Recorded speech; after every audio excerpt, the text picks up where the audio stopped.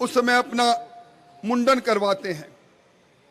मुंडन किए बालों को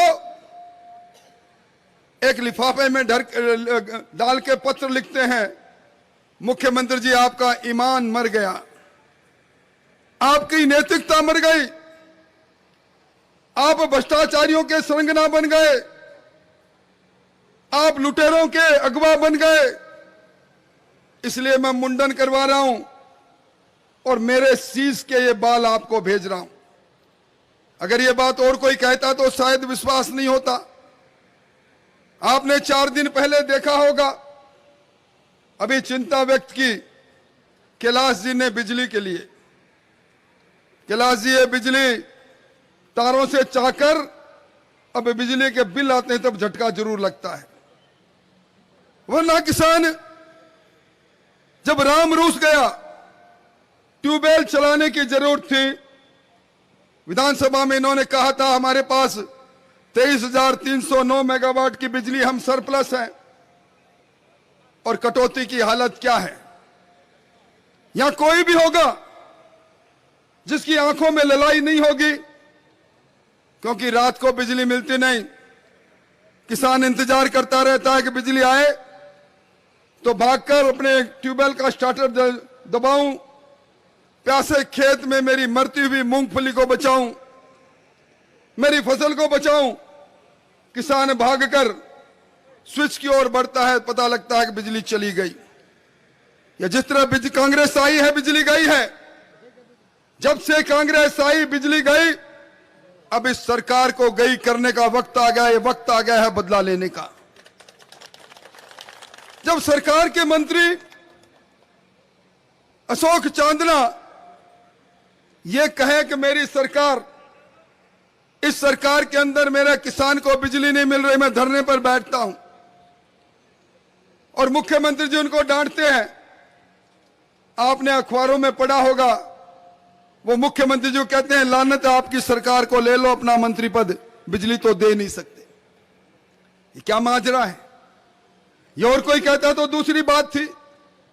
और एक मंत्री जी, वो लाल डायरी वाले मंत्री जी, वो राजेंद्र गुड़ा जी, वो मंत्रिमंडल की बैठक से बाहर निकले, अखबार वालों ने माइक सामने लगाया, बोला आज क्या क्या फैसला हुआ।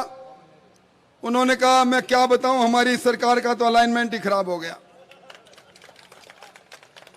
फिर वो बोले कि ये हमारी सरकार है, इस सरकार में कमीशन बढ़ते बढ़ते 50% हो गया। और फिर विधानसभा के अंदर जब हम चर्चा कर रहे थे, जिसका जिक्र अभी मुझसे पहले वक्ताओं ने किया, ये राजस्थान, ये रतनगढ़, हम हाथ में राखी बांधने वाली बहन की रक्षा के लिए जीवन दे देते हैं। हम उस संस्कृति के लोग हैं जहां नारी को ईश्वर के बराबर पूजते हैं। ये राजस्थान वो राजस्थान है जब आताताई अल्लाह दीन ने अपने कदम चित्तौड़ के दुर्ग के तरफ बढ़ाए, पद्मनी 16,000 रानियों के साथ कूद पड़ी ज्वाला में, जोहर कर डाला। ये मीरा की भक्ति का राजस्थान, ये राणा की शक्ति का राजस्थान। और इस राजस्थान में महिला दुष्कर्म में जब हम लगातार 2 वर्ष तक पहले पायदान पर पहुंचते हैं। जब मैं बहस कर रहा था, मैं आज भी वो दृश्य देखता हूं तो मुझे अपने आप पर भी शर्मिंदगी आती है। अचानक संसदीय कार्य मंत्री खड़े होते हैं और कहते हैं राठौड़ साहब बैठो। मैंने सोचा कि मैंने कुछ आंकड़े रखे थे, शायद उसमें कुछ गलती रह गई होगी। संसदीय मंत्री शांति धारीवाल खड़े होकर कहते हैं यहां बलात्कार इसलिए होते हैं कि मर्दों का प्रदेश है। लानत है ऐसी सरकार पर। ऐसी सरकार हमारे पर शासन करे, उनसे जब हम शासित होते हैं तो आत्मग्लानि होती है। और इस बार जो विधानसभा में यह बात चल रही थी, राजेंद्र गुड़ा जी ने कहा यह बात सही है कि हमारी सरकार के चलते बहन बेटी सुरक्षित नहीं, उनको बर्खास्त कर दिया। दूसरे दिन लाल डायरी लेकर आते हैं कहते हैं ये लाल डायरी वो डायरी है। जब ईडी ने आपके मुख्यमंत्री जी के सलाहकार के छापा मारा, पर्यटन के अध्यक्ष जी के छापा मारा, ये लाल डायरी उन्होंने ऊपर से फेंकी, मैं नीचे लेके भागा। इस लाल डायरी के में काले अरफों में इस सरकार के भ्रष्टाचार का चिट्ठा है। मैं रखना चाहता हूं, जिस तरह लाल कपड़े से सांड भड़कता है, सरकार भड़क उठी और उसके बाद जो कुछ हुआ वो आपके सामने। उस लाल डायरी में लिखा कि मुख्यमंत्री जी ने अपने बेटे को आरसीए का अध्यक्ष बनाने के लिए एक ही रात में 120 करोड़ की रुपए बांट दिए। इसलिए भाइयों, यह सरकार लाल डायरी की सरकार, और इस सरकार के चलते आज किसी से भी बात करो, रीट का पेपर कहां मिलेगा, पीछे से आवाज आ गई, ये रीट का पेपर कहां मिलेगा, ये आवाज क्यों गूंजी? नाथी का बाड़ा लक्ष्मणगढ़ में इतना मजबूत कैसे हो गया? एक परीक्षा के अंदर 4-4 परिवार के लोग आरएस बन गए उनके। ये यहां के नौजवानों के साथ नाइंसाफी नहीं तो क्या है? एक के बाद एक 16 पेपर लीक होते हैं। 400 करोड़ रुपए तो फीस के वो नौजवान भरते हैं फार्मों में। 1.25 करोड़ नौजवान परीक्षा में भाग लेते हैं, और एक कन्हैया लाल पारीक मंदरपुरा नौहर का वो आत्महत्या करता है, और आत्महत्या करने से पहले लिखता है, पिताजी आप धान मंडी में जाते हो और धान मंडी में जाकर बोरी उठाते हो, पीठ आपकी लाल मैं रात को देखता हूं। आपने मुझे कोचिंग में भेजा, आपने यही कहा, बेटा इस बूढ़ी पीठ में इतना दम तो है कि साल 6 महीने जब तक तू मास्टर नहीं बनेगा मैं बोरी उठाना छोड़ूंगा नहीं। पेपर लीक होता है, वो नौजवान लिखता है, सॉरी पापा, मैं आपका चेहरा आपकी पीठ देख नहीं पाऊंगा। इस कमजोर सरकार में, वीक सरकार में फिर पेपर लीक है, मैं मेरे जीवन को छोड़ता हूं। क्या ऐसी सरकार को हम बर्दाश्त करेंगे? आज मैं समाचार पत्रों में, कैलाश जी आज ही मैंने पढ़ा, सीआर चौधरी साहब ने भी पढ़ा, ये गोपाल केसावत, मुझे गर्व है सीआर चौधरी साहब आरपीएससी के चेयरमैन रहे। सोने में कांट लग सकता है, सीआर चौधरी पर कांट लगाने वाला पैदा नहीं हुआ। यह ईमानदारी का प्रतीक व्यक्ति बैठा है। पर अब आरपीएससी में क्या हो रहा है? ये गोपाल केसावत जिसको सरकार राज्य मंत्री का दर्जा देती है, वो गोपाल केसावत पीसीसी में जाता है, चरखा चलाता है और चांदी के चरखे में सोने के तार निकालता है। लोगों को कहता है 80 लाख रुपए लाओ, आरएस का पद आपको देना मेरी जिम्मेदारी है। पेशगी में 18.5 लाख रुपए लेते हुए पकड़ा जाता है, और पकड़े जाने के बाद आज उनका चालान पेश हुआ कल, और चालान के अंदर एंटी करप्शन की जो भ्रष्टाचार की 2 धाराएं थी सारी समाप्त कर दी। इसने भ्रष्टाचार किया ही नहीं। यह सरकार का आईना नहीं तो क्या है? कौन है बाबूलाल कटारा? आरपीएससी में किसने नामजद किया था? अपने भांजे के साथ पेपर निकाल रहा था तिजोरी से, पकड़ा गया। किसने उसको भेजा था? कौन है डीपी जारोली? कौन है भूपेंद्र ढाका? ये सब लोग वो हैं जो सरकार की सरपरस्ती में पेपर का व्यापार कर रहे थे, नौकरियों को व्यापार कर रहे थे। ऐसी सरकार को क्या हम छोड़ेंगे? मैं तो यही कहना चाहूंगा भाइयों, ये सरकार, जो सरकार सिर्फ 0.5% मतों से बनी, 200 में से एक आदमी ने सोचा, उस वक्त जब हम बात करते थे, किसान भाई कहते थे पूरा कर्जा माफ हो जाएगा। मुझे याद आ रहा है वो समय, मैं मेरे खुद के निर्वाचन क्षेत्र में घूमता था, पीछे से कोई न कोई कह देता था ये सहकारी बैंक के कर्जे से कभी मुक्त नहीं हुए, नया पुराना जरूर हो गया। अब कांग्रेस ने कह दिया कर्जा माफ हो जाएगा, इसलिए हम इस बार आप आदमी ठीक हो पर वोट कांग्रेस को देंगे। नौजवान से बात करते थे, नौजवान कहता था नौकरी मिल नहीं रही, शादी हो नहीं रही, पर जब तक नौकरी नहीं मिलेगी हमें जेब खर्ची के रूप में 35 रुपए महीने देने की बात कही। 10+2 किए हुए जो भी नौजवान होगा एम्प्लॉयमेंट एक्सचेंज में नाम लिखाएगा और उसको पैसे मिलेंगे 3500 रुपए महीने के। मिल गए पैसे, हो गया कर्जा माफ आपका। आज जिन्होंने केसीसी का कर्जा ले लिया, अपने इस जिले में बहुत लोगों ने लिया।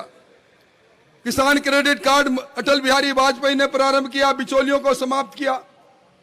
उस केसीसी के कर्जे पर जिसने लोन लिया सरकार ने कहा माफ करेंगे। पहले कल्ला कमेटी बनाई, 2019 में कल्ला कमेटी अल्लाह के पास चली गई और अब इस बार विधानसभा में प्रस्ताव लेकर आए, ये लेकर आए कि केंद्र सरकार से हम बात करें। केंद्र सरकार जो 6,13,000 करोड़ रुपए जो उस समय था, जो आज 12 लाख को पार कर गया, केंद्र सरकार उसको माफ करे। अब आज ये प्रस्ताव लेकर आए हैं। भाइयों, ये जो अपनी पुलिस है, इस पुलिस के लोगों ने मेरी बात सुन रहे माल बहुत खाया भाई, सड़कों पर खड़े होकर भी माल खाया, इन माफियों से भी माल खाया, माफियों की सरपरस्ती में रही, पर मार भी बहुत खाई इन्होंने। मार भी इतनी खाई, 3 साल में 4 साल में विधानसभा में बोले 3000 बार पुलिस पिटी। ये पुलिस को देखो आप, और आज हालत क्या है। एक मणिपुर में बात हो गई, बड़ा कांग्रेस पार्टी ने बड़ा बाउंडर मचाया। अरे आपके सामने दरियावद में मेरी बहन को नंगा करके दौड़ाया, आप बोले नहीं।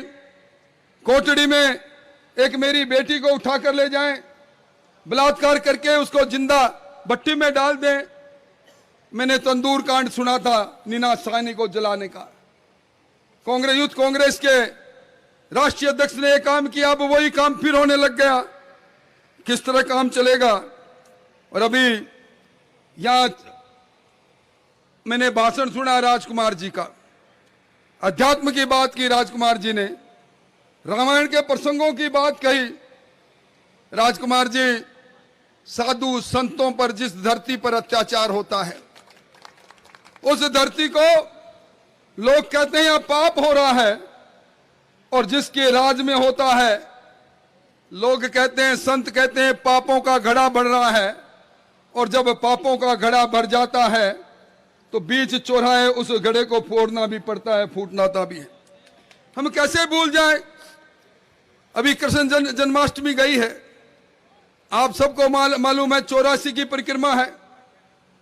उस ब्रज प्रदेश के अंदर, उस कनकाचल पर्वत में, उस आदि पर्वत में भगवान कृष्ण ने अपनी लीलाएं की थी। भगवान कृष्ण ने जहां लीलाएं की, ये खनन माफिया उन अवशेषों को मिटाने लगे, वहां खनन का अवैध काम होना चालू हो गया। साधु संतों ने आंदोलन किया, 503 दिन तक साधु संत धरने पर बैठे रहे, कोई कार्रवाई नहीं हुई। संत विजयदास ने कहा, इस पापी सरकार के सामने मेरा आत्म बलिदान देता हूं। घोषणा करके अपने शरीर पर पेट्रोल छिड़ककर कृष्ण जय श्री कृष्ण, जय श्री कृष्ण, पापी सरकार का अंत हो, ये कहते हुए जिंदा जल गए। ये इस राजस्थान की कहानी है। इस राजस्थान में कुचामन के अंदर अभी 15 दिन पहले संत मोहनदास की हत्या होती है। डिगीपुरे का राजा हम कहते हैं, डिगी के अंदर संत सियाराम की हत्या होती है। महुआ के अंदर शंभू पुजारी को जिंदा जला दिया जाता है। ये एक कहानी नहीं भाइयों, ये कहानी जब से चालू हो गई थी जब किस्सा कुर्सी का चालू हुआ था।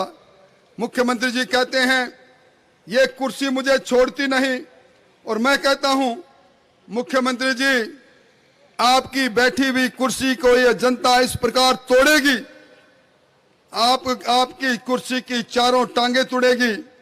और आप कहते हो सरकार रिपीट होगी, मैं कहता हूं सरकार डिलीट होगी। यह जादूगर की जादूगरी अब चलने वाली नहीं है। आप हो तो वही जो पिछले कार्यकाल में भी मुख्यमंत्री नंबर 1 बने थे, और उस समय भी आपकी सरकार जब गई तो सिर्फ 21 विधायक आपके जीते थे। और अब देखिए, आप कल परसों आपने मंत्री रामलाल जी का बयान पढ़ा होगा। उन्होंने कहा कि मुख्यमंत्री अशोक गहलोत जी आप लोक देवता हो।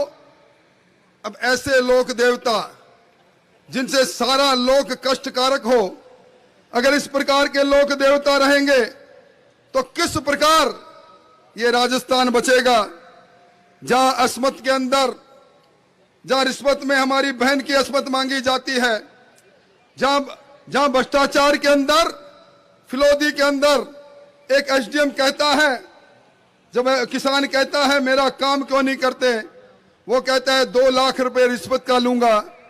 किसान कहता है 2 लाख रुपए शाम तक दूंगा। वो कहता है इन 2 लाख के लिए अपने बच्चों को गिरवी रख जाओ।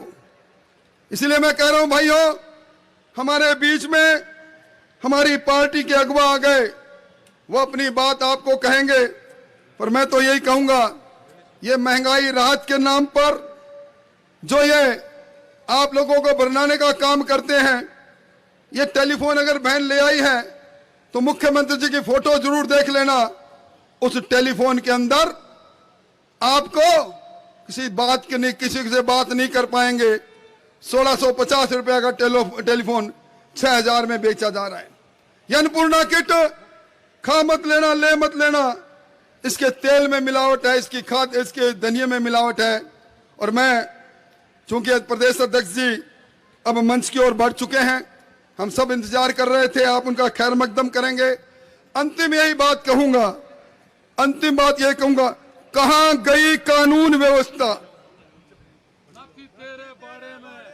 स्वागत कीजिए जोरदार ताली से, इस ओर से उस छोर तक ताली बजनी चाहिए, जोरदार ताली से।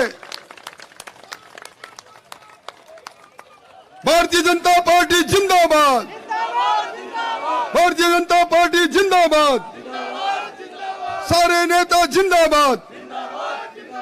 और अब मैं आपके बीच में और प्रदेश अध्यक्ष जी के बीच में, आज कुछ लोग कह रहे थे कि आप इतना लंबा बोल रहे हो, मैं इंतजार कर रहा था प्रदेश अध्यक्ष जी आए तब तक मैं अपनी बात कहता रहूं।